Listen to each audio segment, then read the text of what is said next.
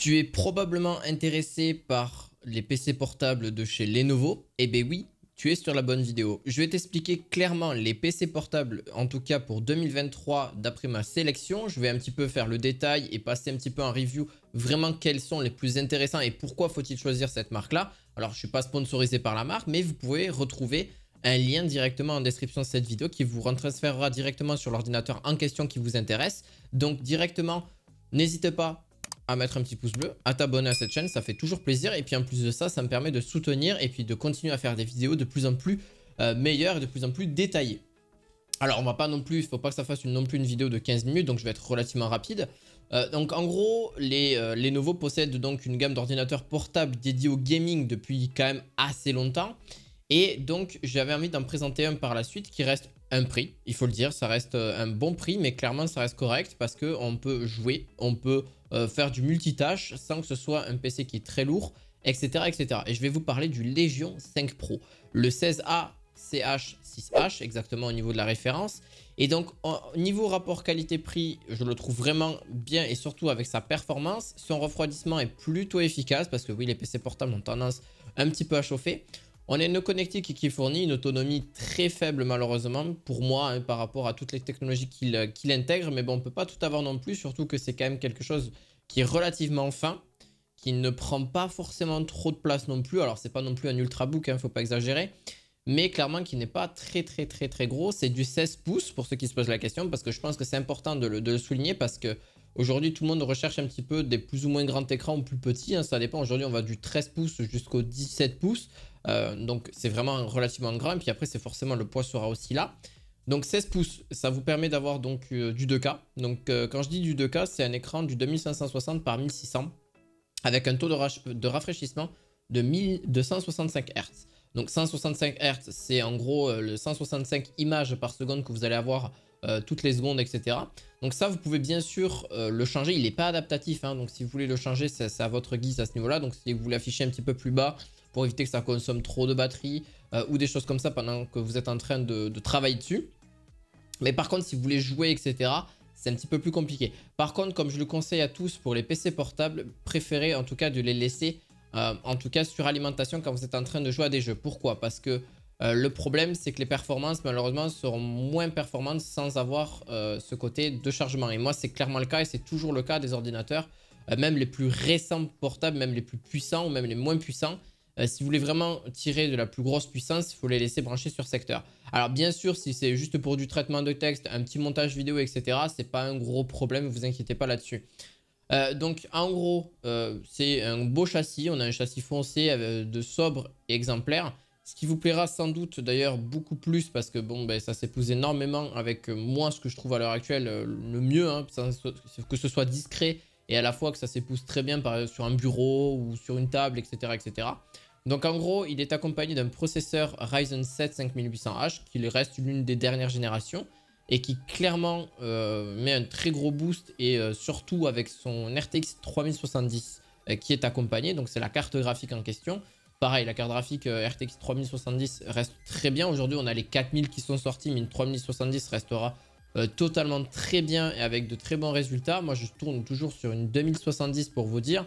Et ça tourne très bien à l'heure actuelle. Et une 3070 tournera encore mieux sur les jeux, forcément, parce que c'est une génération plus élevée et beaucoup plus récente. Alors, ce qu'il s'agit de l'autonomie, avec seulement 3h30 loin d'une prise, le moins qu'on puisse dire, c'est qu'il déçoit un petit peu parce qu'il a une autonomie relativement pas mal, mais c'est pas non plus excessif.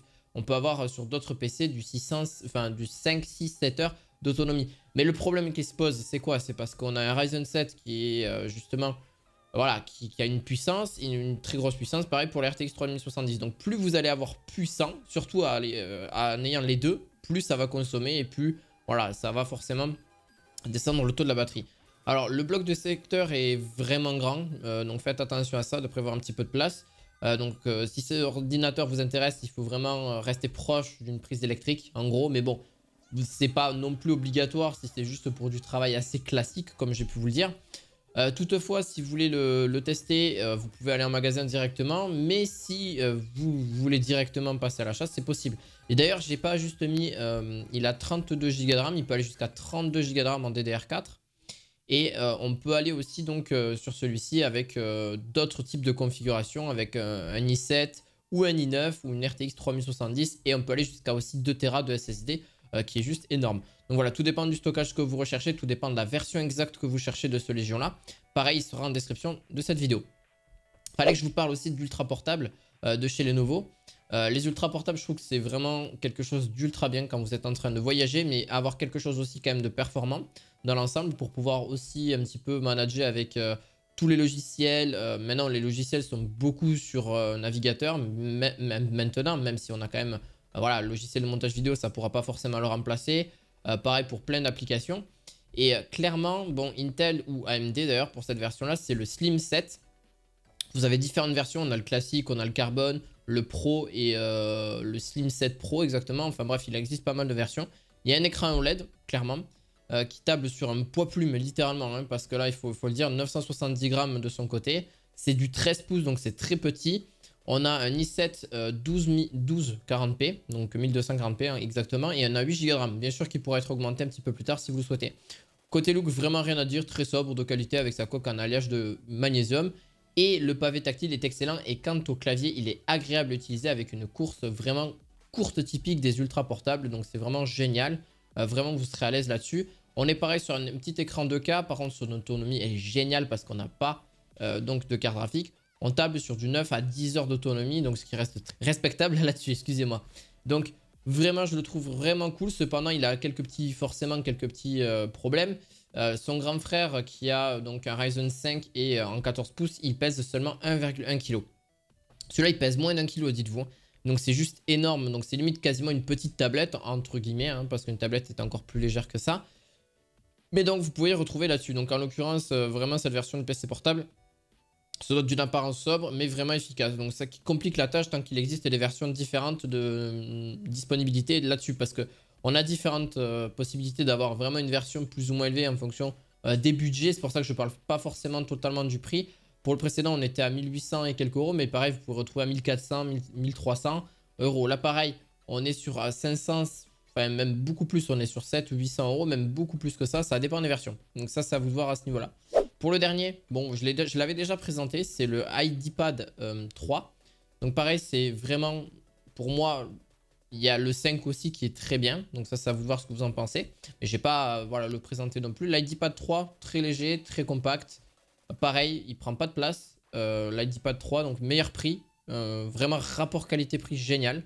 On est sous Windows pour la plupart. Hein, c'est les trois que je vous présente, c'est sous Windows 11 hein, pour la plupart. Ou Windows 10 au pire des cas. 14 pouces, donc Intel Core i3, 8 Go de RAM et un SSD de 256 Go. C'est la norme actuelle, je comprends jamais pourquoi ils mettent pas un SSD de 1 Tera, surtout que les SSD donc en NVMe ont vraiment baissé en termes de prix.